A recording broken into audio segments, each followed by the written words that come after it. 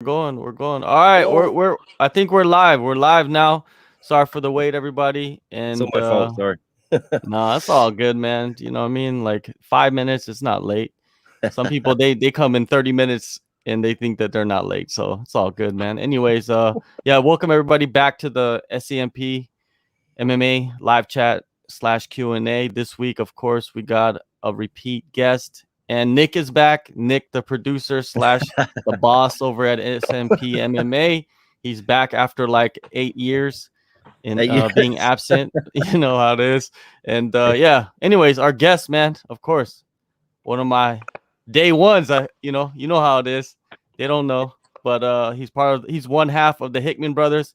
Frank Hickman, he was the coach on the Ultimate Fighter season 29 on Alex Volkanovski's team, the wrestling coach, the spiritual coach, the spirit animal, everything, wrapped up in one. Frank, you're chilling in Vegas. Yep. How's the Vegas vibes out there? Vegas is good. It was a good 5, 6 weeks on the show with Alex, Joe, Colby, Craig, Woody, and the boys. Guys on the team were great. And when the show ended, just stayed a couple weeks to help a couple athletes out who's got fights coming up and trying to enjoy the sun in Vegas, the weather. It's extremely hot out here, but there's no humidity, so it makes it pretty bearable.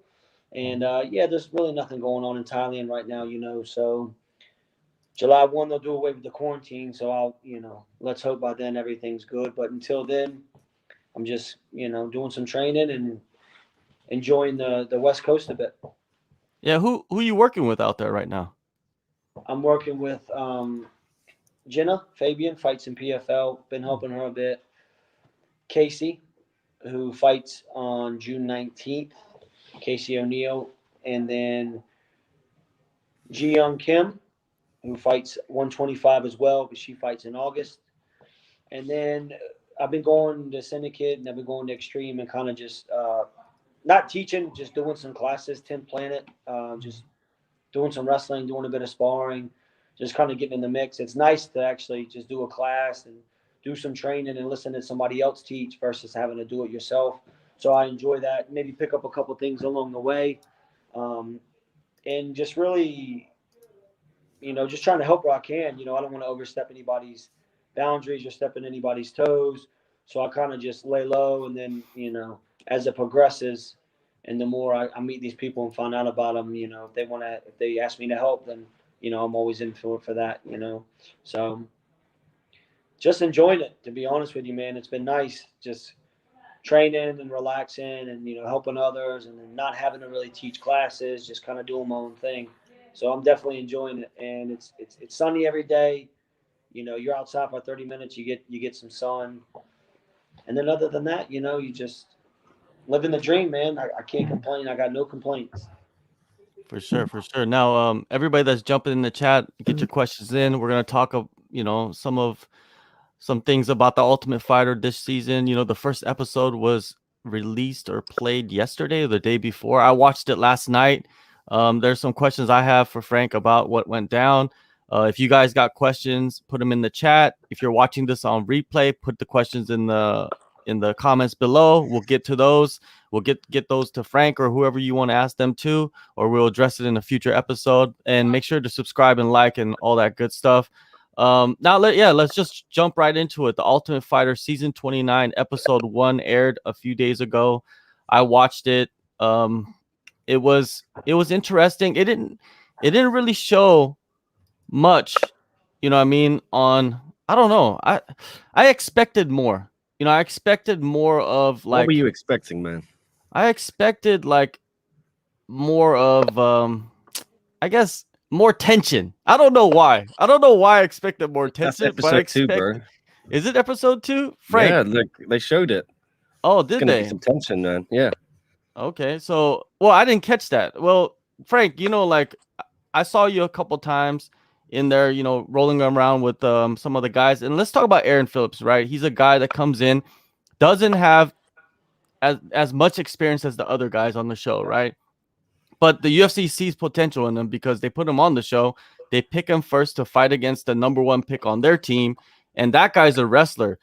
and he's wrestled in college, I believe, from the show of what I remember. And I know you're deep into the wrestling world. Like, could you tell me exactly? Did you know of the guy before you saw him on the show? Yeah, I wrestled a year in college with Andre. Andre came, he transferred from he Jenna. He transferred from Sergeant. He transferred from UNC to Bloomsburg and Oh, wrestled for a year, and then he transferred to Kutztown. But he's athletic, knows how to wrestle, um, strong. He's good, man. He's tough. Andre's, he knows where he's good. He's good at grappling. He's good at wrestling and everything like that. So, um, yeah, he's definitely got some good wrestling roots. He comes from Pennsylvania, which is arguably the best high school state for wrestling. So he's definitely switched on when it comes to the wrestling and the grappling scene. Um, and yeah, he fought Aaron, who was maybe not had the experience that Andre had, but Aaron was crafty as well. He was deceivingly strong, um, and the fight was over in the first round. Obviously, would have liked it to make it to the second round to see what could have happened because um, Aaron has some good stuff, and he didn't get a really good chance to showcase some of his skills, which was a bit, disappointing. But like I said, Aaron went out there and he put it on the line, and he gave it what he had, and he fell short. But unfortunately, and then in that house, and then especially the Ultimate Fighter, how they set it up is, you get your window of opportunity, and you got to make the most of it. So, obviously, I think Aaron fixed a couple things. Get some more exposure, get some more fights. He'll be well on his way to what he wants to accomplish. And kudos to Andre. Andre had a game plan. He stuck to it. You got to give him credit to the coaching staff for what they did. And I think, and yeah, kudos because he knew what he had to do and he did it. So you can't really take that away from him. But it was a good way to start out the show. Obviously, we wanted to win. We wanted all our guys to win, but that's part of it. So, as the shows go on, you'll see more and more as things unravel and things prevail. But for the first fight, it was good, and I hope everyone enjoyed it. As it goes on, you'll see fights get better. So. what did you think about Ortega going up to all the fighters and asking them, "Do you want to be on my team or do you want to be?" Because in a way, it's like, if you're a fighter on the show, would you tell the guy that's asking you, and he's one of the coaches, that you don't want to be on his team? Like, I don't know, that you put you in a tough spot, right? As a contestant on the show, if the guy's asking you.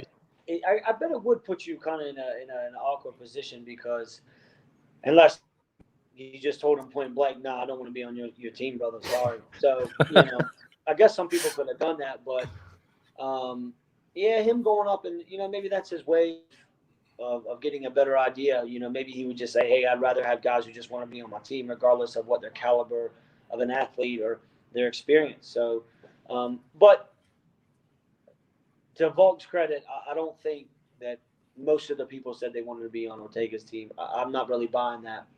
We were there for quite some time, and I'm a pretty good judge when it comes to reading character and body language and being around guys and stuff like that. And I think from what I'd seen, it necessarily wasn't the case. But, the cameras are going to pick up on, they got people walking around with microphones and, there's 16 contestants and they have a list of the pictures and whatever mic number they're on, and they just flip through channels listening for dirt. And somebody probably picked up on that and they soaked that up. That's what they want to see. But, they went about it a different way. They asked that question. We necessarily didn't. But, at the end of the day, we got our 8 guys. He got his 8 guys. 4 bantamweights, 4 middleweights. Same with us. And you'll see the results as the show progresses and, how the fights lay out. And it was a great season, man. Very, very competitive. So excited to see it. Yeah, it was a good fight, you know what I mean? Like, what I thought about Aaron was that it seemed like he was really nervous, like more nervous than the other guy, you know what I mean? And knowing, because entering the show, I didn't really know much about most of the fighters. I didn't really know much about Aaron and his opponent. So when they did fight, I was thinking like, man, if this dude gets him to the ground, it's gonna be very interesting. And he did a good job at first, and then once he like tucked in the leg, it Yeah, was like the beginning of the end. Andre got to that head outside single position. He did that crackdown, and Aaron, to Aaron's credit, he did good defense. He circled behind. He tried to beat the shoulder. He like kind of grabbed him in the butt, and he was scooting. Then Andre shelved his leg, which you're supposed to. You know, that's good technique. And when he did shelf it, it put Aaron in a position where he kind of had to bail. You know, so once he did that, you know, another 20 seconds, we'd have been in the second round. But that's where Andre's good. Andre got to where he's good, and he didn't waste any time from the top position. Yeah, that's interesting. You know Andre from back in college. They Yeah. didn't mention any of that in the show. Yeah. Andre wrestled me for a year at Bloomsburg. I was a senior, and he was coming in as a junior. Athletic kid, you know, got along fine. You know, good energy with him and stuff like that. You know, likes to have a good time. But so when I saw him on the show, I think he was a bit dirty at me that we didn't pick him. But at the end of the day, I wasn't the one making the decisions. It was a group, and as a group, we decided what was best for our team. And I'm not saying that he wasn't, you know, just got picked before we picked him. You know, that's Yeah. You know, that happened a couple of times. The guys were like, "Oh, you didn't pick me." Well, it's not that I didn't pick you. He just beat me to it. You know what I mean? Like, unfortunately, you got to go 1 for 1. So, you know. Yeah, for sure, man, for sure. Yeah, because now knowing that, I would have thought, yeah, you would have picked him because you know him, you know what I mean, and you know his abilities, right? So, yeah, exactly, it's what it is. When they did the picks, it was a bit. I think they went bantamweight, middleweight, or however they did it. Because so they only took in the 3 coaches. So Volk went, Craig went, and then Cabana Joe went, and then Woody, me, and Colby stayed. We stayed out back, and then when they picked the teams, then we went in and met everybody, and yeah. So it's just how the chips fell, man. You know. What are your vibes, you know, when you first got into the show, right? What were your vibes with Brian Ortega? You know what I mean? It seemed like Volk eventually didn't really feel like Brian Ortega was the person that he thought he was. What were your vibes at the beginning of the show? Because we don't want to give away what happens later, but at the I beginning. didn't really, to be honest with you, we didn't really. We saw a bit of them, but it's not like we saw them every day. You know, we had our practice times, 10 to 12, and they were 12 to 2, and then there was, you know, we practiced again after that. But even then, like coming and going, we didn't really see them. Saw them a couple times, but friendly hey, or you can, you know, obviously when the coaches are walking past each other, there's some sort of tension. So you don't want to be like the first one to fold and just be like, oh, hey, how's everybody? So sometimes we said hey, sometimes we just kept our heads down and just like kept it moving. Sometimes you gave him the friendly salute or up twos, what's going on, big fella, something like that. But didn't really think any much of it. You know, he had what he wanted to do, and he had his plan set up for how he wanted to go about and run things with his coaches, and we had ours. So as far as that goes, if I said hey to him, he said hey back. I thought he was a nice guy, but if he didn't say hey to me, I'd be like, oh, the hell with this. You know what I mean? Like this. But at the end of the day, they wanted to win. We wanted to win. So we also were keeping it also competitive as well. You know. What about the other coaches? Did you get to talk to them? I talked to Park. Park was Jason Park. Jason Park. I talked to him quite a few times because I guess he had known Loma through the IMMAF or IFMA, excuse me. He had known Loma. He knew Khalil a bit. And he had known George. So we spoke a bit. When I saw him and stuff, we would always say hey. And then they had another coach, the Bellator guy, who had just fought Pettis for the belt. And he had wrestled in college, so we kind of had something in common. So towards the end, chatted to him a bit. But other than that, just your typical, hey, how are you, coach? What's going on? All right. That sounds good. Oh, there's a good question from Henry Ford right there. Pop that up right there. It says, ask Frank if Volk can take him down. Can Volk take me down? Yes. Yeah. Yes, he can. But I remember talking to Volk a few years back, and when he first started wrestling with you, he's like, man, I couldn't take him down. He admits it. You know what I mean? I remember that. I remember he admitted that. His wrestling's gotten heaps better. It's always been good. I've always thought his wrestling was good. He's always been a natural at it, but you know, you just got to break down some stuff with it, just like anything. Same thing when I ask him questions about like throwing my hands and on my feet and how I'm going to set things up, you know. So, but he's strong, man, and he's got a, like I've told people this a million times, he's got a phenomenal pace, and he likes to learn, and he's a sponge. So when you kind of put all that stuff together, you know, you can progressively see everything that he does that gets better and better and better and better over time. And even though we had our main concern was these guys and training these boys and making sure they got everything they need and catered to, and we also got our own training in, and you know that didn't change as well because you know September 4th he fights Brian Ortega for the belt. So you know, and still, I'm excited for that. Were you in the corner for both title fights against Max? Yes, sir, I was. And yeah, so you know Max really well, man. You've seen him up close. Yeah, because you get 4, so I was fortunate for Okay. that. But yeah, they again, anytime you the first Max fight was ecstatic, and then the second one was obviously a nail biter. It was a split decision, but you know, I'm glad that they're gonna fight again. It's inevitable. They're gonna fight again. It's gonna be a Volk versus Holloway 3. But until that happens, I'm glad that we get to focus on somebody else and a new opponent, and we can work a different kind of game plan and how we go about things, you know, because it is a bit frustrating when you focus on one guy for a certain amount of time for so long. You know, it's good to finally be able to switch it up and see what else is out there, you know. But obviously, Brian Ortega's phenomenal. It's going to be a great fight. Max Holloway fighting Yair Rodriguez. That's another one. That's a great fight. So, that featherweight division is a very good division, has a lot of depth. I think that people don't really see, you know what I mean? They don't really put the numbers with the rankings, with the names and et cetera. You know, some of the other weight classes are deep, but I think that featherweight division is also deep as well. Yeah, featherweight, lightweight, and bantamweight. Deep divisions right there, man. And crazy. Hey, we got Alex Box Uno. He has a good question. We were just talking about Holloway and Rodriguez. This is for Frank. You know, how do you see Holloway versus Rodriguez going, and does he see Yair 22-month layoff being a key factor in the outcome? Do you see that, Frank? I think a lot of people with the whole ring rust, some people it affects, some people it doesn't affect. You know, Nate Diaz came back and beat Pettis after a long layoff, and everybody was like, man. And then there's also been guys who have come back after a long layoff and they just haven't performed well.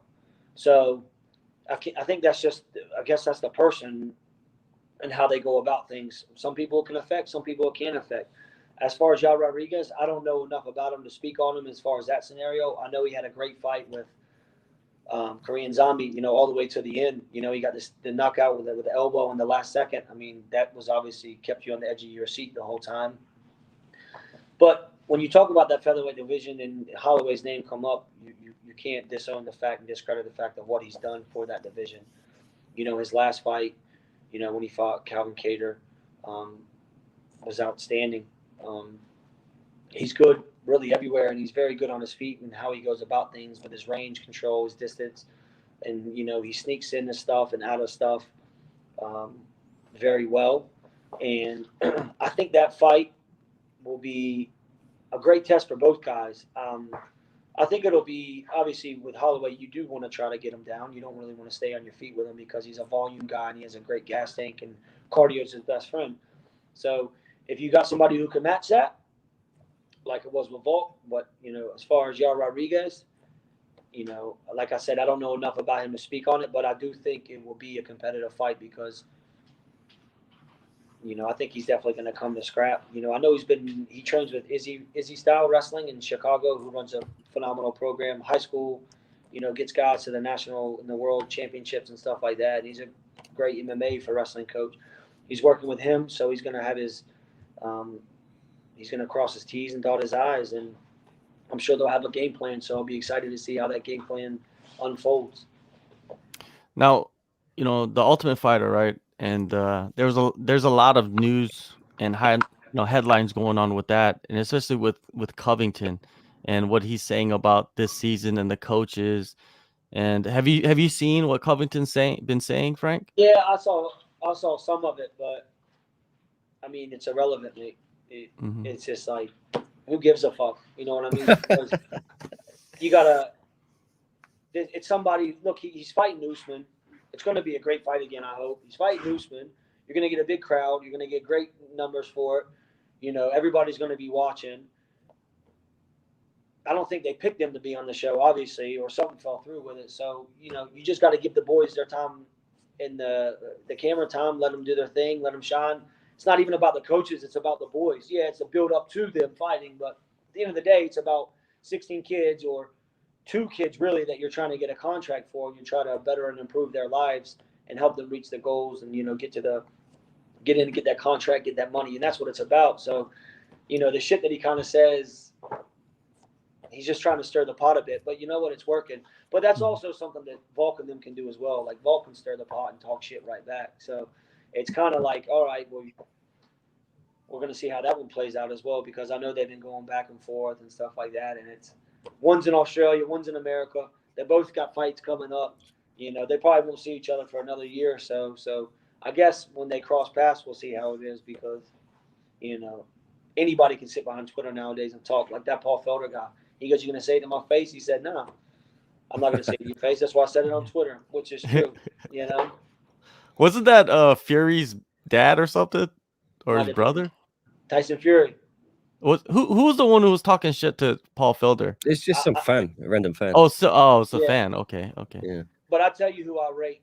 I rate Tyson Fury's dad. His interviews are some of the best interviews I've ever seen.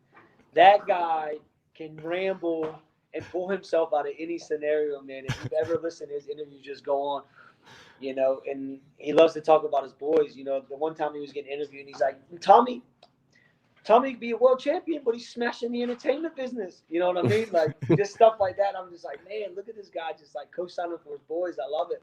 You know, telling him he could be world champs, but he's too busy crushing the entertainment business. We'll get back to the boxing when it's over. You know, that's awesome. Is he worse than is it Lamar Ball? Is it LeVar Ball? LeVar, yeah. Well, English people are definitely different, but I think for him, he's much different, because there's been a couple of times when he was supposed to have a one-out with this guy, and it was going on for months, and the guy's like, I showed up, you didn't show up, and then he was getting fired up on camera, and so that's in that type of scenario, they're definitely different, but I'd much rather listen to Tyson Fury's dad, John Fury, talk and do an interview than I would the Ball's father. Yo, this just popped into my mind. I know you like to watch what's Rappaport, man? What did you think about Rappaport revealing the DMs, man? I thought that was I don't know, man. That went against everything he's about, but I don't know, man. What did you think about that?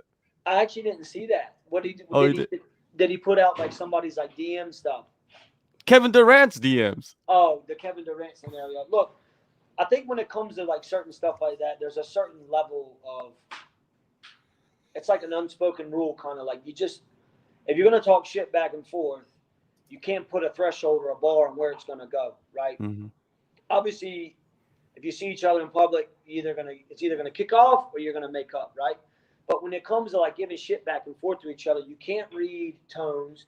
You can't read, you know, how people come across on a message. So like when they go back and forth, I was like, that's cool. That it is what it is. I've had many heated arguments and shit back and forth with people, but there's a line you cross when you start posting stuff about what they really said.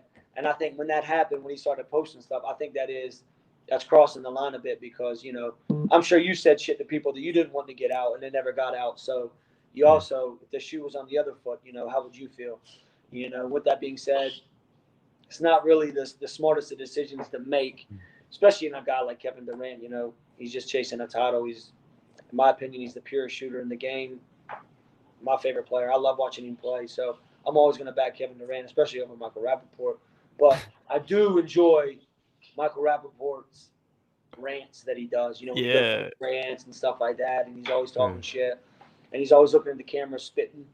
And, he's just a guy cutting about New York City. And he's in New York City, so he's in the hub of everything. He really knows what's going on, you know?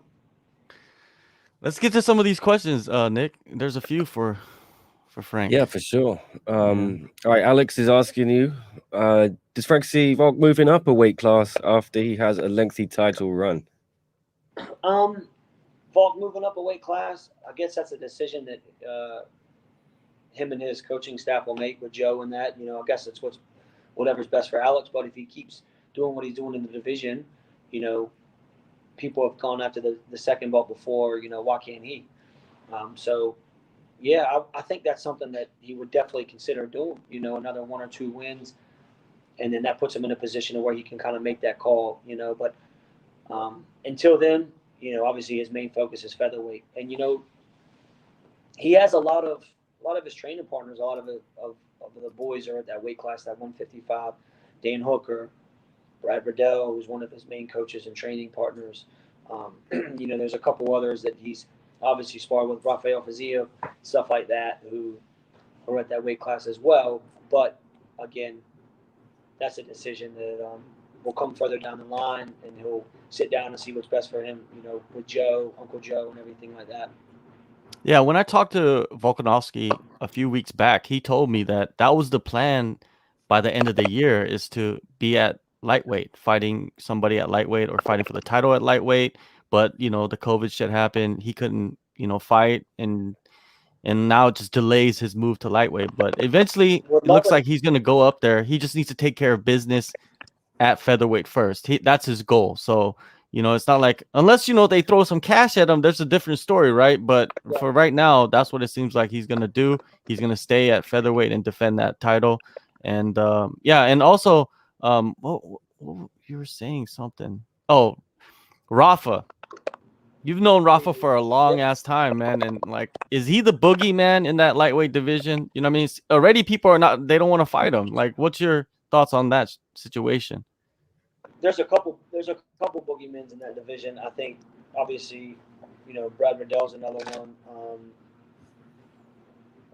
There's several in that division. I think, yeah, Rafael is definitely a boogeyman in that division. It's hard for him to get a fight. It's hard for a lot of the guys like that to get a fight. He's very crafty, and he's exciting to watch. And some of the shit he can do, man. He has a very big arsenal. And I tell people this: you still haven't really seen the full Fazayev as well, because he keeps getting better and stuff like that. He's actually one of the guys that I talk to the most. He's down in Miami right now. He's down at Sanford MMA. Phenomenal gym, great backing, great facilities. He's down there training a bit. So, hopefully the plan is once Casey fights on the 19th, I'm going to go down to Miami, train with him a bit, until hopefully he gets a fight July 10, July 12. But again, it's that issue of, nobody wants to fight him. Just got to find somebody who wants to fight him, and then we can get the ball rolling. But, yeah, man, he's a boogeyman. There's a lot of guys in that cusp, Brad, Demir, Armand just cracked the top 15, Rafael. But it could have been, well, I know Demir's been a bit inactive, but it could have been any one of those guys to crack the top 15, Everybody's right there on that cusp waiting to get in. So when Felder retired, it was really could have been anybody that slid in that spot. Armand did. Granted, he's a phenomenal athlete himself. So my biggest thing is, man, I don't want the boys to fight, but they keep winning and doing it's going to happen sooner or later. They're going to fight, but, if that happens and they're all at the top of it, that's, as a coach, that's what you want. If the boys are going to fight, why not fight for the belt, or fight for a title fight, to get in. That's as a coach, that's your dream, is you have a couple of the boys doing that. All right. Well, what about let's get into the next question. We got another one. Okay. You want Henry Ford here? Yeah, Henry Ford, of course. Did Frank meet Dana White? I did shake Dana White's hand. He's a big fella. He's strapped together for sure. He was nice. Yeah. He treated the boys well, stuff like that. And yeah, he runs a business. He runs a tight ship. He runs a business. You can see why he's good at the business he runs. You know what I mean? So, nice guy to me. Was nice to everybody. Shook everybody's hands. Was definitely on a time crunch because he's so busy. We worked around his schedule, which granted, understandable. But when I met him, respectful, nice guy. Let's go to Alan Bones Jones, man. He's asking, like, in this wrestling who world, in the wrestling world do you think has transitioned to MMA the best? Maybe USA Wrestling. Who's transitioned the best? Yeah, in USA Wrestling. Who's transitioned the best in the MMA? I guess you can't. You got to say Henry Cejudo. You know, he won Olympic gold, and then he got in the UFC, and then was winning, then he lost, and then he won the belt, and then he won another belt. So I would probably say he's done the best as far as like transitioning over. But there's been a lot of, there's a lot of good USA wrestlers that have done pretty well in the UFC. You got to look at Johnny Hendricks was another one, fought for the belt. Josh Koscheck fought for the belt. Gregor Gillespie's another one right now that's really tough, in that lightweight division. So there's several guys. For the most part, everyone knows, as a wrestler, you can make a pretty, not an easy transition, but your transition can be easier than if you grew up playing golf or, wakeboarding or snowboarding and then made the transition. You know what I mean? Like there's just, because obviously you're a step ahead. They say the wrestling's the hardest to do. It's the hardest to learn. If you already had that as your foundation, you kind of got a jump start on everybody. But that's a bit older. Now we're in a generation of an era of fighting to where within the last 2 years, 2.5 years, where you've got to have more than wrestling. You've got to have great striking, right? You got to also have good striking, and you got to have good takedown defense, yeah? So I think as the sport grows and evolves, you have to have more tools. You can't just get away with the wrestling anymore. You can't just get away with just striking. You kind of got to have it all. Speaking of wrestling, man, let's get into this fight that they, I think Dana White released it. He said that Usman's going to face Covington again in the rematch, and I think this is one of the best fights that they could put together in the whole organization right now. You know what I mean? This fight is, can't wait, right? The first fight. Give me your thoughts on the first fight, because the first fight was phenomenal, man. I feel like a lot of people are delusional about like how not competitive. It was really competitive, that fight, right? It was competitive. Yeah, it was a battle. Yeah, it was. It was. I mean, obviously, I think it was like 4-4 or it was 2-2 going to the fifth round. I mean, the build up to it, the shit talk, what was going on, everybody, it was all great. And those dudes genuinely did not like each other. And when two guys genuinely don't like each other, it's going to make for a better fight. It's going to make for more fireworks. And that's what you got, I think, in that fight, man. You saw a lot of good moments in that fight from both guys. So the second time around, I'm excited for it, He's still at ATT. Usman's down. Usman's up at Team Elevation. He's got a great coaching staff. Not that he had one at Sanford. Obviously, Henry Hoof, Greg Jones, they run a phenomenal program. So it's going to be interesting to see, how they both made adjustments. Usman's getting better. It's Covington getting better. And I think it's going to be another great barn burner. At least I hope so. I hope nobody gets caught and knocked out, Well, what's so amazing about that first fight is that Covington got his jaw broken and continued fighting for like round after round after round and was competitive. And that makes me wonder, like, what can Covington do without the broken jaw in those rounds? Would he have won those rounds? Because that broken jaw had to affect him in those rounds, man. It had to, getting hit, getting clipped over and over. Because really, the fifth round when he was stopped, it was just an accumulation of just getting hit in that broken jaw over and over again. And I thought, man, if he didn't have the broken jaw, that's why that makes this fight so much more exciting, is that if Covington goes in there without the broken jaw, what can he do against Usman? But at the same time, Usman has looked better and better every fight as the champion. Covington has looked like Covington. You know what I mean? He does what he does, but Usman just showing different layers as the champion. Do you think Volkanovski, we could see that with him, as the champion? He's gotten past Max, right? Of course they're going to fight again, but as he fights these other contenders, can he do what Usman is doing, Frank? Like widen the gap.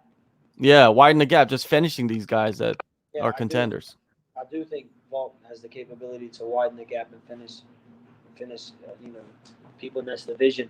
Again, it's a 5-round fight, and 5 rounds are hard on any man. And unfortunately for Volk, like I've told people, as the rounds get deeper, he gets better. And he's still learning, and he's still, adding stuff to his arsenal in this game. He's still picking up things, whether it's grappling, wrestling, striking. So the more stuff he picks up and the more stuff he puts like in his memory bank, you know, the better off he's going to be. And I do think he's getting to a point to where, you know, he's going to separate himself and put himself in a kind of a different echelon.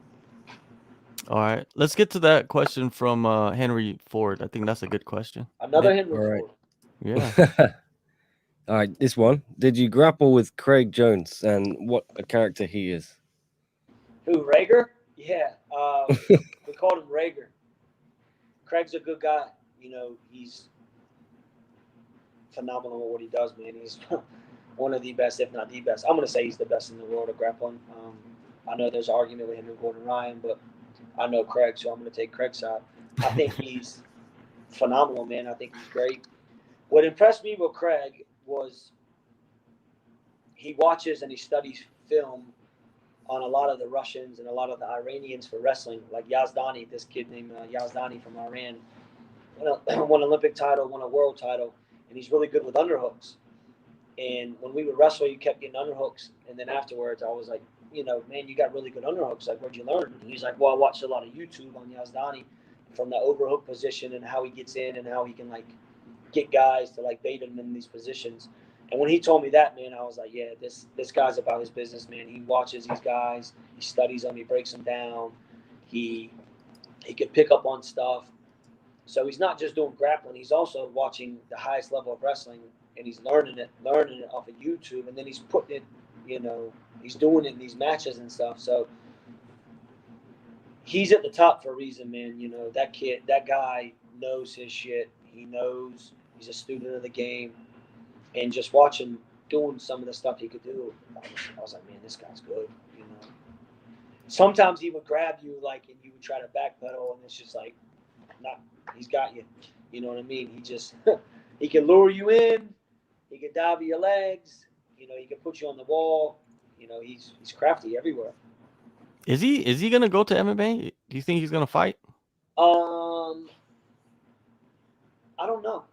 I think it'd be cool if he did, especially if he could get paid for it. You know, I'd definitely like to see Craig fight MMA because, I mean, all you got to do is just take a couple punches and grab somebody, and it's the rest is history. You know, I know it's easier said than done, but maybe not for Craig. It ain't easier said than done. You know, like he really may be about that action.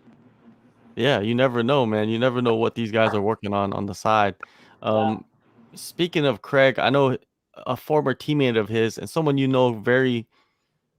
I don't know if you know him very well, but he's been out in Thailand for a long time. Is Jake Hyon, man? Did you hear about what happened to Jake? Jake got cracked for international smuggling. That he disappeared for a while, and I was like, where's Jake? He's been gone for a long time, and then I just saw on the news that he was busted for I heard smuggling that. some I read stuff. an article saying that he got caught up or was in, I don't know what it was, import, export, etc. Mm-hmm. I know there's two sides to every story. Yeah, man, I don't really wish it on anybody. I hope he's all good. I hope he can get his shit together and stuff like that. But it was definitely a shock when I saw it because, like you had said, he went quiet for a bit, and then a bit went for quite some time. He was quiet, and then an article came out, and when I read it, I was like, damn, man, you know, because I know he was in Australia for a bit. So unfortunate, but you know, as my dad says, you live with the decisions of, the consequences of the decisions you make. Just hopefully it passes, and hopefully he gets out, slap on the wrist, and gets back. You know what I mean? Because he was one hell of an athlete, I'll tell you that. Yeah, definitely an athlete, a character. Always great to talk with, man. Always bubbly, like a lot of always these fighters. smiling, good sense of humor, like to have a good time, you know. Mm-hmm.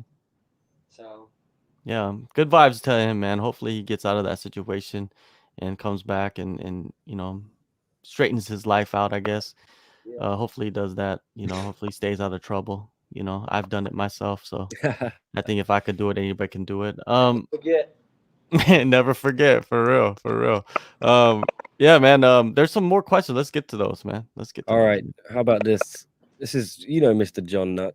Yeah, please John ask Nutt. Frank if he thinks Volk can beat Bank and no money.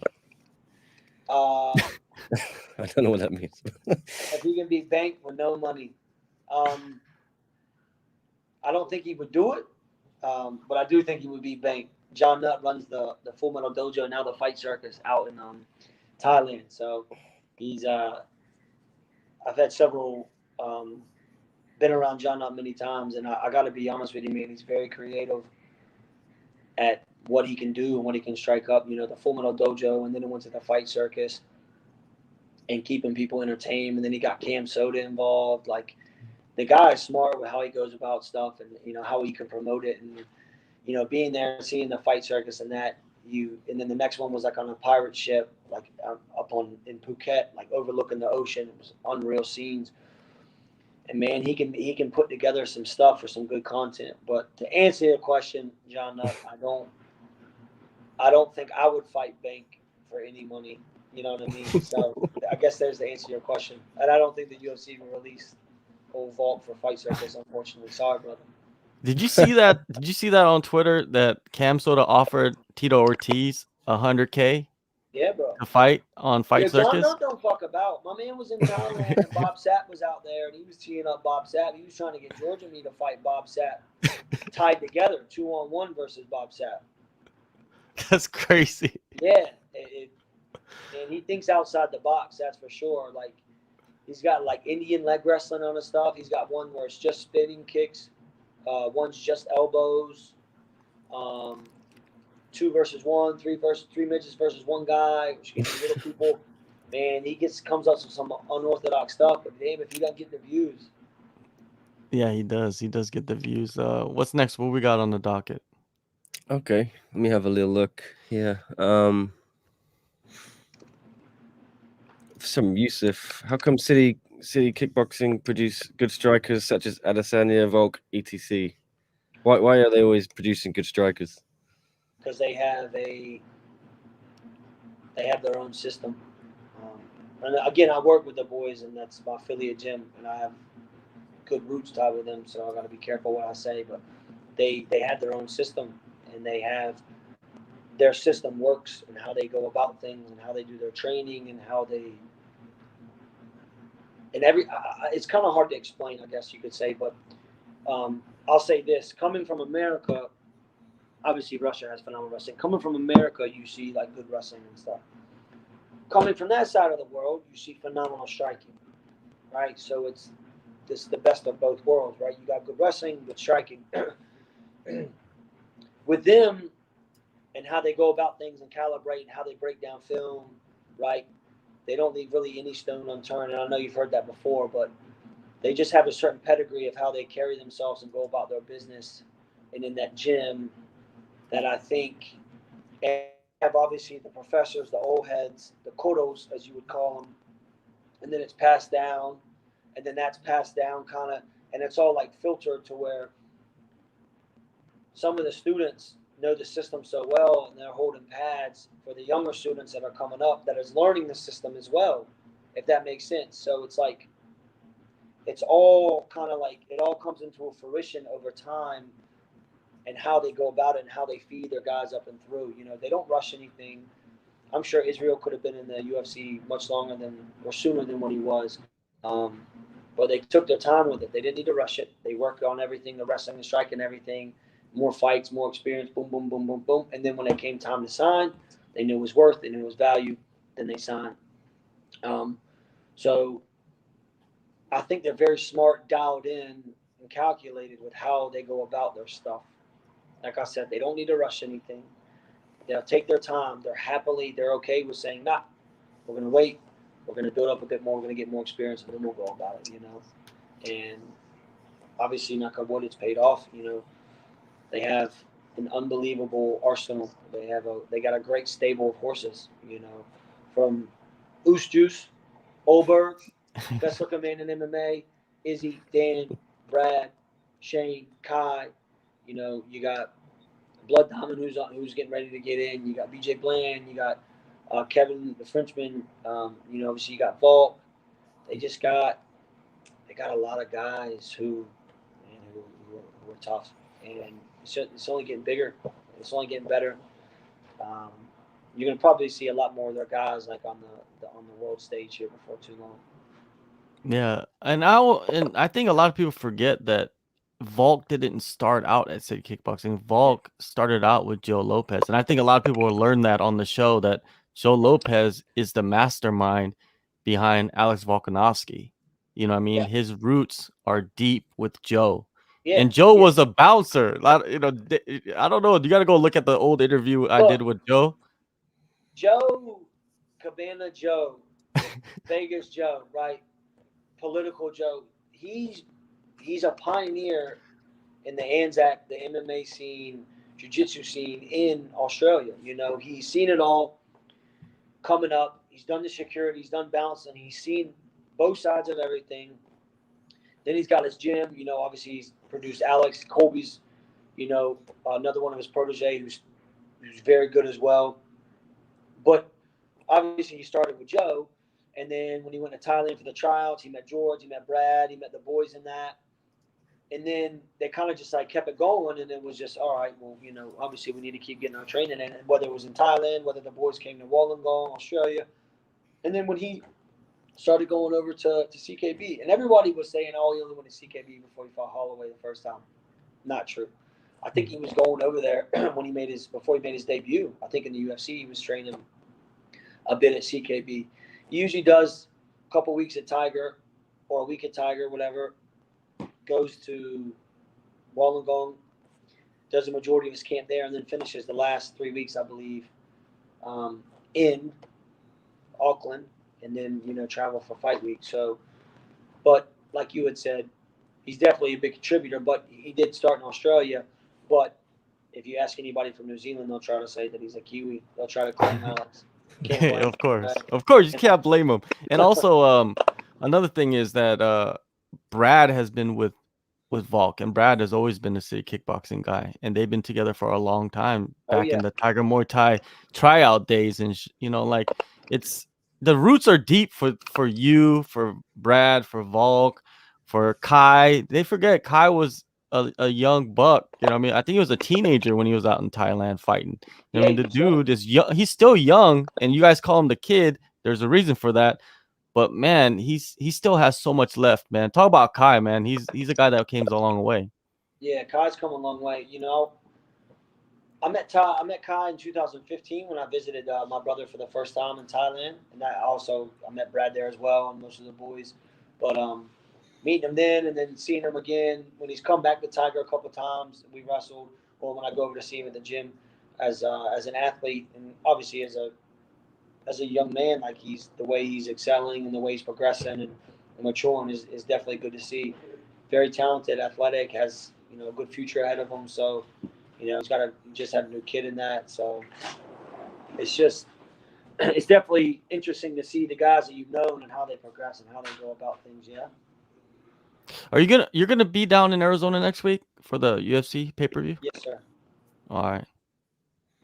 So are you gonna be in the corner, or are you just down there to just help them with fight week?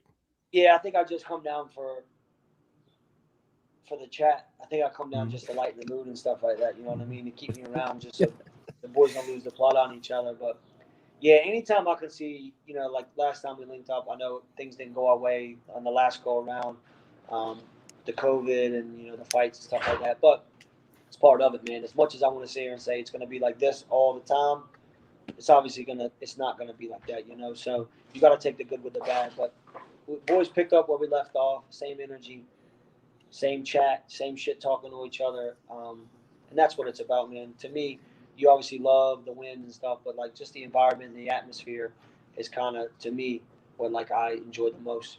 To me, that's the best part of it. Obviously, getting the hand raised when the boys do well, but when you're in that atmosphere, when you're around the guys all the time like that, and you're feeding off of each other, and you're stuck in a quarantine, you're stuck in a bubble fight week, and you're with each other the whole time. That's the stuff that you look back on and you do appreciate. Did you like Fight Island? I liked Fight Island. Unfortunately, we were there a bit too long because this is back when we were first able to actually travel out of Thailand. So, Volk and Peter fought. The next week, Raphael fought. And then we were hanging about for another 10 days at Fight Island.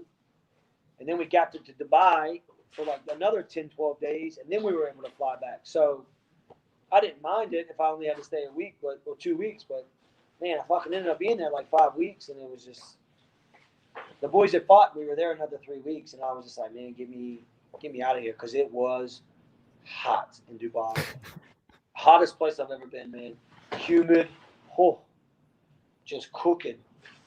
And it's expensive in Dubai. You know, Thailand, where you can get chicken like 60 baht, and it fills you up.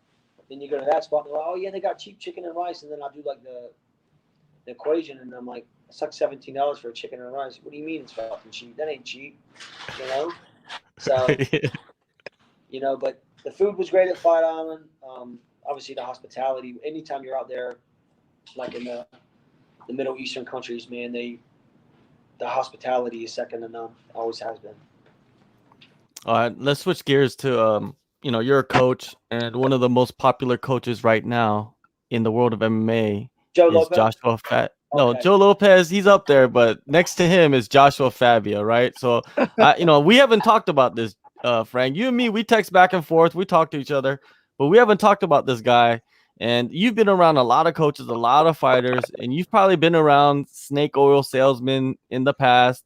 But this guy, Joshua Fabia, man, where does he rank, man? Like, what are your thoughts on just everything that's transpired? Like him controlling the OnlyFans account for Diego Sanchez. I was like, what is that? That's crazy. Like, how did he talk him into that?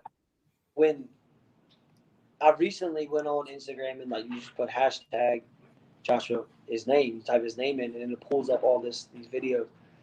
Some of the videos he was just doing like at the PI in the ring, where the guy was doing like the front kick, and then like the guy was doing it, and then he like goes by like this, and he goes under his leg and throws him over, and like he did it, and I watched it, and I was like, we just made that up, but he sold it on him like he actually knew about it, and I was just like, man.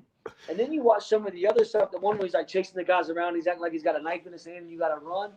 Oh, but obviously the icing on the cake was when my man was hanging upside down. He was just like jabbing his fucking forehead and stuff like that. And it's almost, it is sad, because you take a guy like Diego Sanchez, who's done so much for the sport and was really, you know, kind of got his name out there, and has had such a long career, and obviously he's had ups and downs, and he's on the back end of his career, to kind of give it his last shot, and to have this guy holding the reins to his last shot was a bit like disheartening, and it was very unfortunate for Diego Sanchez. But the guy doesn't do himself any favors, man. You know, like when he was on Fight Island and he approached Sarah, or when he was on Fight Island and he started talking to Felder, and Felder was like, what the fuck are you talking about, man? Like, get out of the room. Stuff like that. You don't help yourself at all when you do it. Like, if he was to do this crazy shit, but he was to fly under the radar with his interviews, that's one thing. But when he's putting himself out there and he's doing all this stuff, when he did the one interview without talking, you got to find space within the space. What? Like, what do you mean? You know, like, and again, he's been in this coaching game longer than I have, so obviously you got to pay homage where it's due. But you know, when you're in this job, your best interest is your athletes. Like, you, at the end of the day, it's what's best for them. And you know, he must have done something, or Diego felt comfortable with him, or he must have felt comfortable to keep him around like he did, and to have him in his corner and trust in him. You know, even he said, he goes, you know, I lost a lot of relationships with family members and friends over this guy, over like siding with this guy.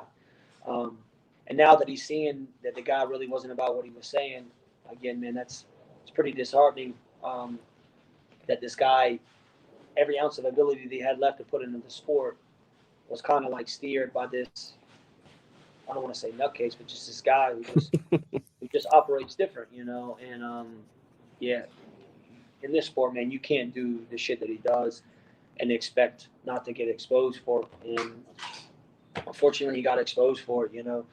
Like I said, the icing was when he was doing the video of like punching.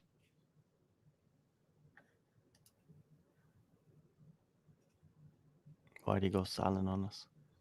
We lost you. We lost your audio for some reason. I think StreamYard does that from time to time. There you go.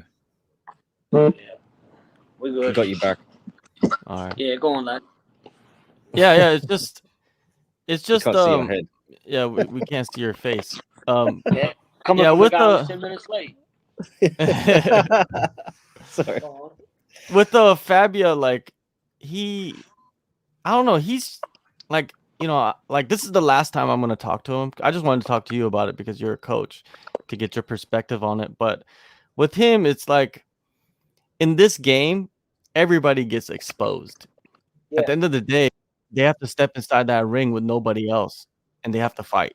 Like it's Yeah. not like any other industry. Like you go in there, it's you stripped to the waist, and it's like now what you gonna do, right? And the crazy part about him is him like throwing accusations of fight fixing and all of that stuff. Like that is just to me like it's almost like he's just throwing stuff out there just to keep in the headlines, and it's working. But it seems like it's slowly dissipating, and by the end of middle of this month or the end of this month, I don't think we'll be talking about Joshua Fabia anymore. And I love how Diego Sanchez is handling it too. He's just like love thy enemy or love thy neighbor or something. Like he tried to make some Yeah. Bible scriptures out of it, but he's handling it right. He's like saying like, I don't want to talk about it. Like, let's move on. Yeah. He can say whatever he wants to say because everything that he adds onto it, Fabia does, he just makes himself look worse. So, I thought about interviewing Fabia, but I was like, man, I don't want to contribute to that, man. It's just, it's going to be over. I don't want a quick headline. It's just, it is what it is. The people that interviewed him, good for you. You know what I mean? You got some good stuff out of him. And if I was one of the early ones, yeah, maybe I would have done the interview, but now it's just too late. He's talked enough and we just got to move on from it. And yeah, just let's get rid of it. I also think that they come from back in the day. It was a different time because there was no social media. You had Facebook and stuff. You didn't have Instagram. You didn't have Twitter.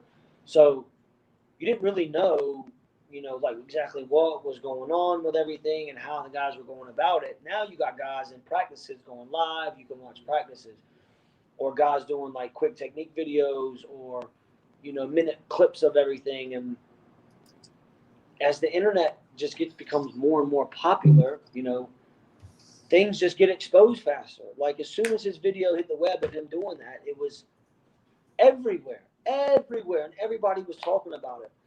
So yeah, I think nowadays with the social media, you're in a new generation and a new time where like that's everything. So if it's only a matter of time for you, something like that is going to get exposed. You know what I mean? Or you got to be real careful of what you say, how you go about things. Like when we were on the show, it took me about a week to get used to these microphones on me. I'm sitting there like talking. I'm like walking around the corner like spitting, and then like I'm talking to guys. I'm like, "What are you doing, cunt? What's going on?" Like, and then I'm like, "Oh fuck, I got the mic on me." Or like Joe, look at me. He's like, "Hey." Joe's in the back like spraying people. He's like, "Hey," and I'm like, "Joe, the mic." And he's like, "Ah," like everybody, Woody, everybody, Alex. Like, fuck, we got the mics on. You gotta be careful. Even in the car, like we're driving, I'm like, anybody get the mic on? Like you're checking to see if you got the mic, because you don't want to say something stupid or somebody picks up on it and then it, then next minute it's out there on the web for everybody to see.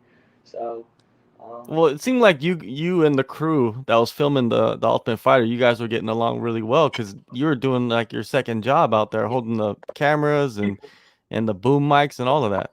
Yeah, so they gave each team had like their own camera gears and that. So like again, if I'm gonna be with these dudes for 5 weeks, I might as well be cool with them, get them laughing, or like make it easy, don't make it so awkward. So after about 3 days, I started body up, and they had a snack room where it was like heaps of snacks, and like by the end of it, they were just like, "Yeah, come on in, Frank, Alex, hey." So they were cool people, man. They're gonna be on the set with us as well. Like, so if we're gonna be together, why not get along or crack some jokes and stuff like that? And they were actually, man, they were all really easygoing, easy to get along with. Made it good, So we were fortunate from that perspective, because I think it could have definitely been much more, especially circumstances with the whole COVID and everything like that. Everybody was on eggshells sometimes because you didn't want nobody to pop, positive for the COVID. Unfortunately, no one did, So, we were getting tested 5 days a week. I know that was a lot, but I mean, I guess that's the price you got to pay, You're used to it probably by now, huh? It is what it is. It wasn't even that bad. They do the nose quick or the throat quick, and then that was it.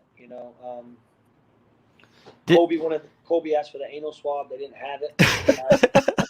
But I said, you know what, cool. Next time we'll get around to it, you know. But Yeah. nah, Hey, did a lot of the dudes think that you were from Australia or New Zealand? Because everybody on the show, like even Woody, I know he's from the UK, but if you yeah. listen to the accent, everybody pretty much bunches everybody together as like UK, Australia, New Zealand. You guys are similar. Did people think that you were from the UK or They thought Australia? I was Aussie for like the first 3 weeks. They thought I was an Aussie, and I don't know why they thought that. But Jason Park comes up to me and he's like, "Hey, Andre told me he wrestled with you in college." I go, "Yeah, we wrestled together for a year." And he goes, "So did you just grow up in Sydney and come over here for college? Like when you graduated high school?" I was like, "No, I was born and raised in Carolina, and then went to Pennsylvania." I was just like, I only moved to Thailand when I was 27. I was like, "Nah." He's like, "You sure?" And I'm like, "Yeah, I'm pretty sure I know my history." I'm pretty sure. You know, I grew up in the South. I'm not from Australia. And he's like, "Man, everyone thought you were from Australia." And I said, "Well, I don't know why. I'd rather be You went called, to hey, I'd rather be you went to called the Kiwi than yeah. Aussie. No, that Hey, you went to the same high school as Michael Jordan, right? I did. I was fortunate enough. MJ. Yeah, you grew up in the same hometown. Yeah, You guys are from the same town. he's from Warren. He's from the more posh part, which is Oh, okay. just on the outskirts, the country part. Okay. But the same high school though. Same high school, yes, sir. All right. So your father, I know your father's he's retired police officer, right? Retired police. Yeah, so he knows like he was a police officer when Jordan was like Jordan, like in college, NBA, all that, He right? 84. Yeah, he was. He was in. He would have been in Wilmington around that time. But my dad said he met him once when he retired and kind of came back playing for the Wizards. The Washington Wizards played UNCW, our college team, in like an exhibition game, and they were downtown, and his car was parked illegally, and so my dad went in and like just chatted him up and said, "Excuse me, Mr. Jordan, can you move your car?" It was a Range Rover, you know. So he just threw the keys to somebody. He was like, "Hey, move the car." Not like that. But he was like, "Can you move the car?" And then offered my dad a drink. My dad didn't drink, and then my dad said he was a super nice guy, you know. Mhm. Yeah, but I've actually never had the luxury of meeting him. You know, I know he gives back to the basketball team at Laney and stuff like that. He put in the new gymnasium, the new court. They named it after him, which they should. You know, one of the best American athletes ever. You at least give the guy a gymnasium, so they did that. But yeah, that was man. That's been a long time now. Well, he should have threw some money into the wrestling program, man. You should Oh have hit man, him up. if I could have listen, he had a pair of wrestling shoes for a bit. They're actually pretty nice. They're pretty dope. So I was trying to get that. Look, if you're going to give the boys, because he gives them every year a new pair of Jordans to play in. So I was like, give the boys a pair of your wrestling, but that never happened. Yeah, stingy ass Jordan. You know, I could talk shit because I'm not from his hometown, but yeah. Let's get into some other topics. We'll get to some of the other questions in a bit. We still got about 20 minutes left in the live chat, so we'll get there. Floyd Mayweather and Logan Paul, man, they're about to fight soon. And it seems like not many people are talking about it, man. It doesn't seem like people are interested in Floyd Mayweather versus Logan Paul. Is it because Jake Paul has become this massive entity in combat sports to the point where they don't even care about his brother Logan Paul? Because at one point, I think Logan Paul was more famous than Jake Paul, right? Because Logan Paul was doing all that dumb shit on YouTube, and everybody was all got their little hairs in a bunch over what he was doing, and now it's like Jake Paul has taken over the world. What are your vibes on the whole Mayweather Logan Paul fight? Are you going to be watching that? I can't believe that it's actually,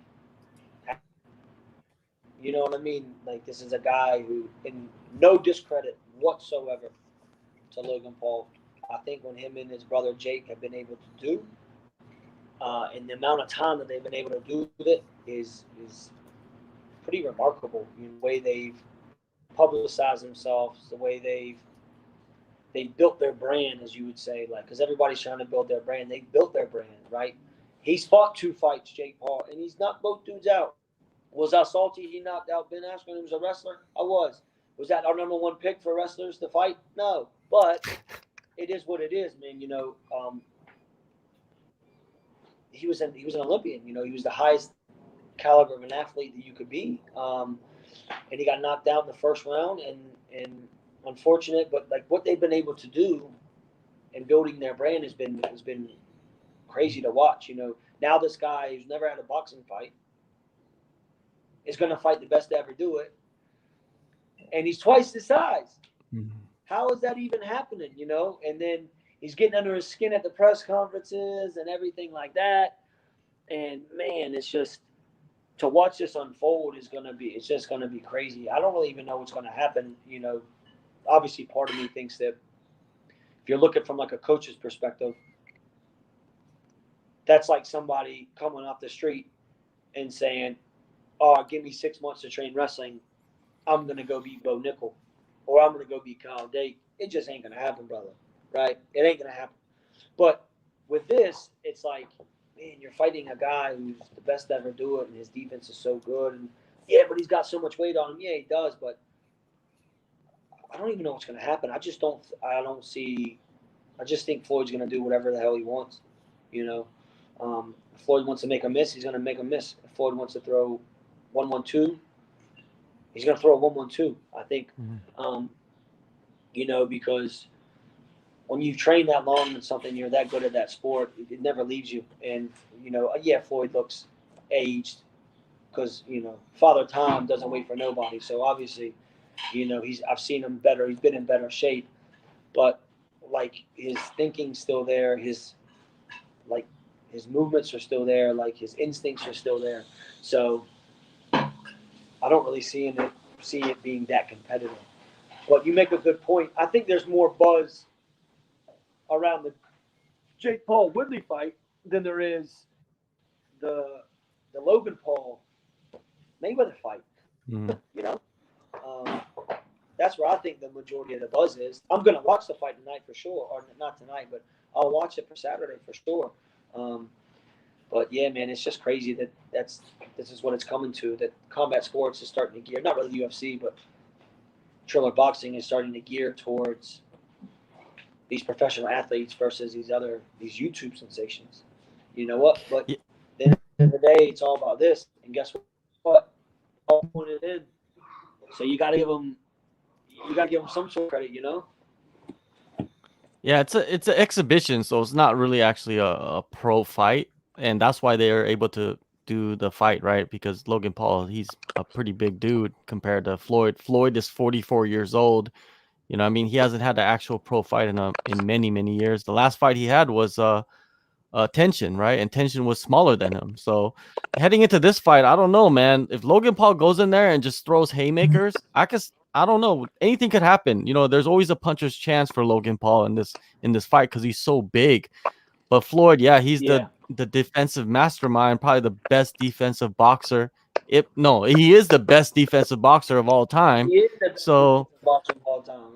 Yeah, so he just needs to duck and dodge, and that's it. The only time I've ever seen him in my memory of him being hurt or in like any kind of trouble was against Shane Mosley, when Shane Mosley clipped him, right? That was like, I was like, oh shit. Yeah. I was like, I thought he was gonna get knocked out in that one, you know what I mean? Because I was a hater too for a while. I was hating on Floyd, right? I was like, I want him to get beat, but now it's to the point where he's just an old man fighting YouTube guys. So it's all good, man. Let him get his money.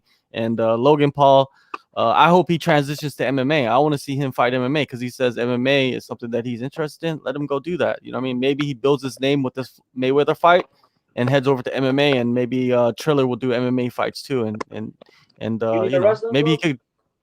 What is it? Ring your boy. You know what I mean? Yeah, for sure. Nah, but what they've done, man, like I said, man, they've starting out doing like Vine videos. I remember when Vine was popular before Instagram, and I used to see this kid on Vine. I'm like, what the fuck is this dude doing? Fast forward, damn near 10 years. Now look, you know what I mean? This dude's cutting about in like bulletproof G-Wagon, and he's like on billboards and shit. So you got to give him credit, man. He's definitely built his brand and put the time in for what he's done. All right, now before we get into a couple more questions to end the show, let's get some picks from Frank with this card coming up this weekend in Vegas. He's there. The main event, you got Jairzinho Rozenstruik versus Augusto Sakai. Frank, give us your little thoughts on that, and then maybe a pick on it. Rozenstruik. If I said that right, I hope I did. Yeah, Um, yeah. I'm gonna pick him because I don't really know too much about the other guy, but I've seen him, his kickboxing and his striking, and it's very good. All right, what about Walt Harris versus Marcin Tybura? I'm gonna go Walt Harris. Big ticket. Have you seen him out there? He's out there in Yeah. Vegas right now, right? Yeah, I've seen him at the PI. He's been around. He trains at Extreme. He's a big Alabama fan. Roll Tide. So we Oh, got yeah. that in common with each other. So yeah, I think I'll take him. All right. Any other fights you got like that interest you on this card coming up this weekend? Just gonna watch it like I always do, man. See some of the upcoming talent and stuff like that. I know there's another guy fighting. I think he fights middleweight from maybe he's from Georgia, the country Georgia. Yeah. There's a guy from Georgia fighting. Yeah, he's been at that. He's trained at Extreme a bit. He's tough. Roman Dolezal. Yeah, that'd be a good one. Yeah, but like always, man, I'll be watching the fight. I like it out here. The time change, you know, we're 3 hours behind the East Coast, so the fights start back home at 7. They start at 4 here. That's pretty good. You know what I mean? Like you don't finish late either. So I enjoy watching the fights more like that. Man, COVID, man, has, like before COVID, the MMA world, there was like pockets and hubs around the world where like MMA was like the gyms was popping off and a lot of fighters would congregate there, like in Asia, it was Phuket, and like in Europe, you had a couple spots out there like All Stars, but now it's like the US, COVID has made it into the hub. Like if you look at just Vegas alone, the amount of fighters that are there, the level of talent is like champions, number one contenders. You go to California, Southern California, there's a lot of big gyms out there now. Team Alpha Male is like expanding into like middleweights, welterweights, lightweights. Their team has grown tremendously. A lot of fighters from Asia flying over there to train, and you got Southern Florida with Sanford, an American top team. Yeah, bro, Frank, you're in it, man. You're in there. No quarantine. Like Yeah. the gyms are fortunate. There's no quarantine in America. So you can go to California, you can come to Vegas, you can go to Florida. There's no quarantine, right? If you want to go to New Zealand or Australia or Thailand, Korea, you're gonna have to quarantine. So until that goes away, right? But now these gyms over here you got to give them credit. They're pumping because of the COVID. So it's ready for that bullshit to be over with, so we can open get all the boys back in, the big room again, training and stuff like that. It's something you miss, but again, can't discredit the gyms out here. They're taking advantage of that because a lot of these people don't want to do the quarantine, and you can't blame them, man. It's shit, And then with that comes lack of workout partners, and with that comes lack of training and stuff. So, when it rains, it pours. How was it watching the fights at the Apex? Because there's nobody good. there really. It was good. You can just hear stuff a lot better. You can hear like the thuds, you know what I mean, the kicks, the checks. You can hear all that stuff a lot more in depth and detail. But I enjoy watching it like a bit back, 10 yards back or so in the Apex. I am excited for Arizona to get back to the crowd. I haven't been a part of a crowd in quite some time when it comes to the UFC. So I'm very excited and I'm really looking forward. I'm giddy for it. You were there when Yuri knocked out Dominic Reyes. What did that sound like? You didn't really hear it, but you obviously heard the commentators like lose it. You know what I mean? They all came out of their chairs, and so did I as well. You watch it on the big screen, and like he did it, and he went back the other way, and he hit it. And I know he's new. I watched him when he made his debut on Fight Island, but I'm really high on that guy.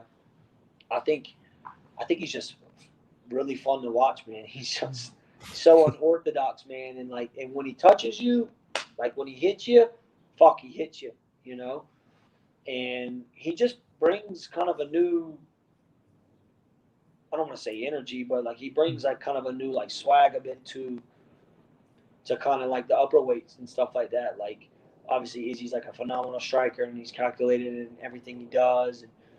And then this guy's like he's like slipping, and he'll get hit every now and then, but then he'll throw a shot, and then next minute, boom, he'll hit you, and then it's just like lights out. It's just, and I'm just like, fuck, man, this guy did it again. And he's a nice guy. When he was getting his gear and that in the back, we had just finished practice, and I was like coming through, and I was like, big man, shook his hand, said what's up to him. He was real cool, real nice, and then that kind of solidified it for me. I was like, oh, this dude's a cool dude as well. I was like, I'm definitely, definitely. He has a big following already, man. Like even before the UFC, he was fighting over at Ryzen. He was the champ over there. He built a following in Asia. He built a following. He already has a following in his home country. Everybody loves him. You know what I mean? And his English is not that great, but he's working on it, and he does interviews in English, and it kind of shows you, man, that can make a huge difference for you as a fighter. You can be exciting, but at the same time, you need to be out there in the media. And a lot of people watch his shit, like they love him. And do you think he'll be a future champ? Do you think like he could be the guy that knocks off Blachowicz in that division? I definitely think he has the not the potential, but like he has the tools for it. Yeah.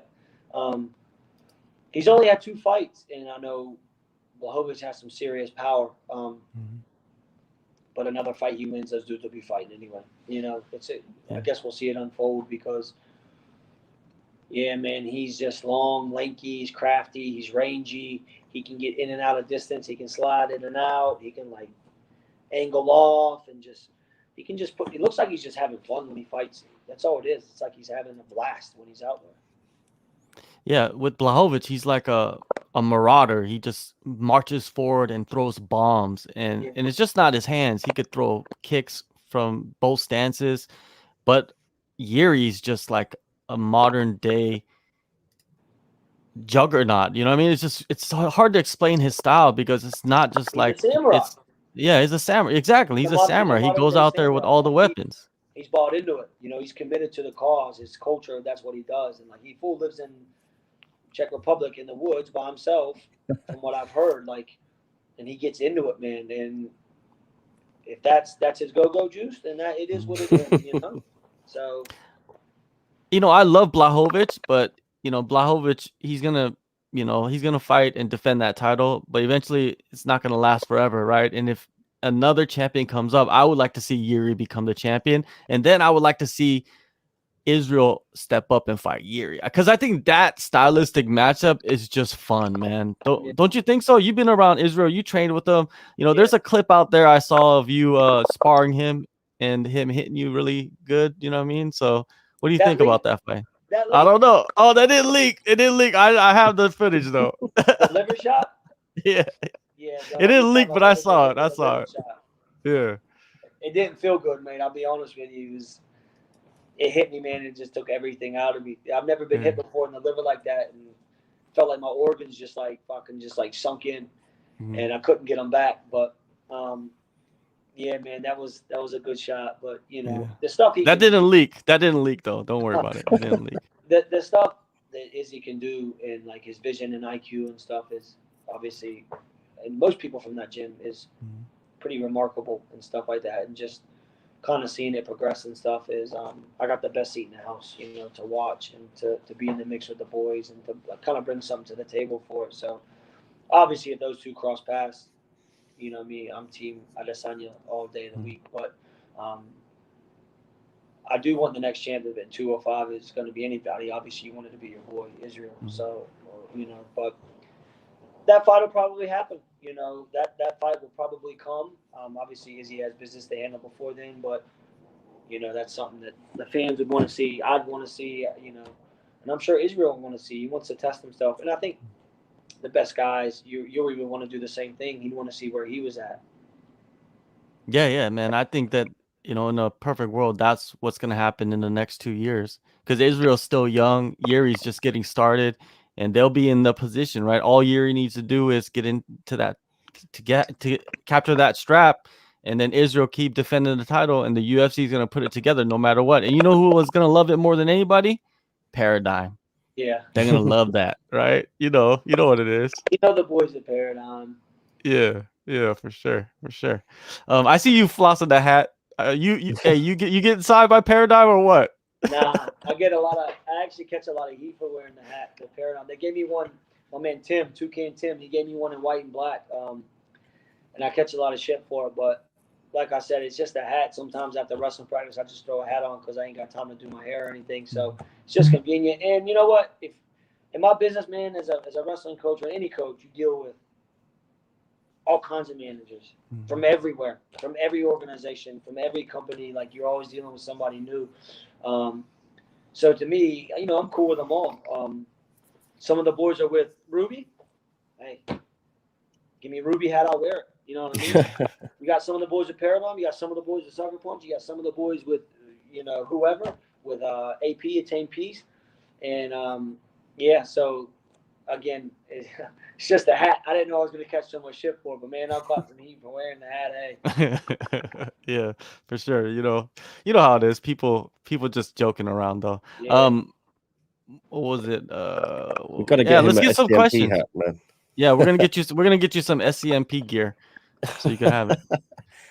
Let me get your question. Yeah, I've got to leave in like 3 minutes to interview Bibiana Fernandez. But Wait, you leave early. Right. I'm sorry. Yeah, apologies, guys. Well, But, we'll shut it down in 3 minutes. So let's get one last question in, and we'll let Frank on it. You know, let him get get a on with couple his. in here. Apologies if I'm missing any questions, but this is the first one I see. Have you trained with Martin Nguyen before? I have not trained with Martin Nguyen before. I know he's based out of Australia. That's where he's from. I think Bulk and the boys have trained with him, but he trains down in Sanford. Maybe when I go down there, and if he's down there, I'll be able to train with him. But I've seen him fight. I know he's got a mean overhand. I've seen him fight several times with one. Very good competitor. Yeah. Henry Ford is shouting this question to you. Ask Frank what he thinks about how Sterling is handling himself. I guess Aljamain Sterling.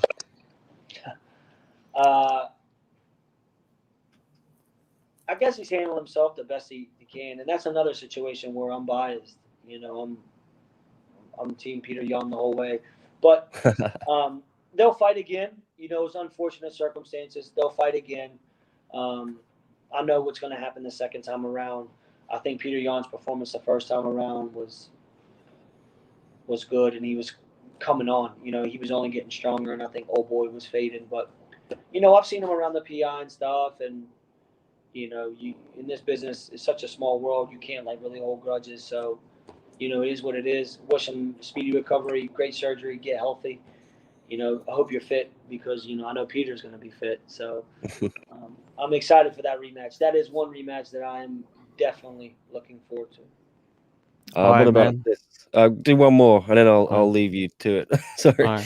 Thoughts on Masvidal's Gamebred Fighting Championship bare knuckle MMA promotion? Man, I saw this the other day. I think it's awesome. I think more love to him, like more life, man. You're building your brand. You know, I know he had like the drink. I don't know if it was like a liquor or tequila or whatever it was, or a rosé. You know, and then I saw him put up and it said, you know, Gamebred, you know, whatever it was for the bare knuckle, and I'm like, man, like, good on him. You know, he's another guy who's building his brand. He's using his name. He's hot right now, and he's going with it. And he's becoming an entrepreneur, and he's putting money away. You know, and good on him. I don't know much about the bare knuckle scene, but yeah, kudos to him, man. I hope he does well. I hope he gets some good coin out of it. All right. Well, let's shut it down. Nick's gotta go. Frank's gotta go. I gotta go. I got the interview. I gotta get it too. But it's in the 30 minutes. But anyways, yeah, everybody, thanks for watching. Frank, appreciate you for coming on, man. Always good catching up. You know, we'll be hitting each other up in the DMs or whatever, you know, constantly. But yeah, everybody follow Frank. Hey, you changed your tag, right? What is it now? GIFI 910. All right, 910. Hit him up, follow him, message him. You know, he's pretty good at getting back at people, you know, the fans and stuff like that. So you guys, yeah, leave a comment for Frank. If we didn't get to your questions, he'll get to them if he sees them. And yeah, man, let's shut it down. Everybody will be back next week. All love and peace out.